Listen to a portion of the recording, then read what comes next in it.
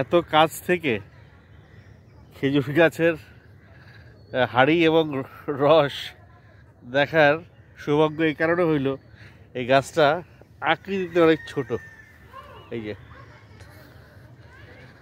এই গাছে হাড়িতে একটা নামায় ফেলা হয়েছে, যে হাড়িটা নামানো হয়েছে সেই হাড়িটাই এটা দিয়ে এবার ঢাকা ছিল। এখন এই হাড়িটা উন্মুক্ত রাখছে, কারণ এখন আর বাদুর আসবে না।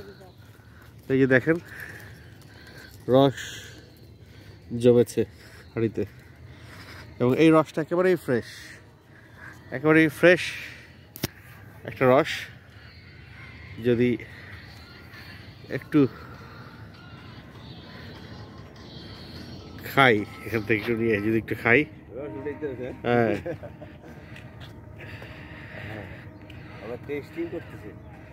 একেবারে স্যাকারিন ছাড়া রস, কোন রকম চিনি টিনি মিশানো হয়নি।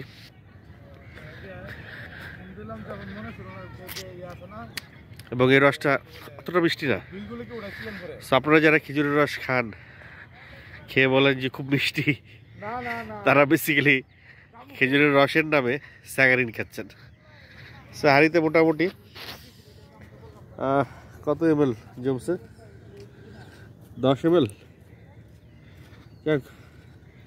10-15 ml জমেছে হাড়িতে।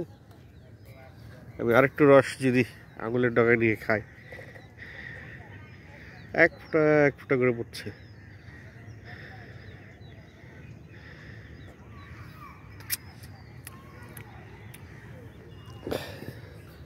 জিহ্বা দিয়ে খাওয়ার আছে কিনা দেখি।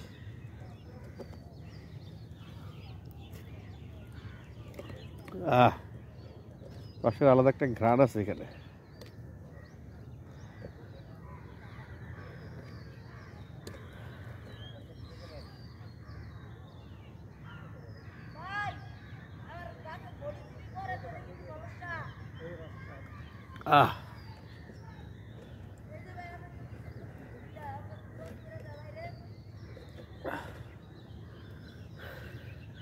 মোটামুটি 2 ফোঁটা রস আস্বাদন করলাম এতে।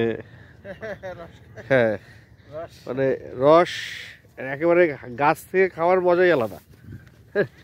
কারণ আমরা যে রস খাইছি ছোটবেলায়, সেই রস আর এই রস অনেক তফাৎ। এখন আর রসের মিষ্টতা নেই, পানসি হয়ে গেছে অনেক।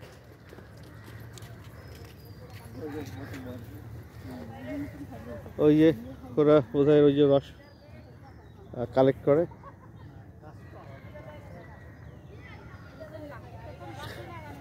অনেকগুলো খেজুর গাছ আছে এখানে।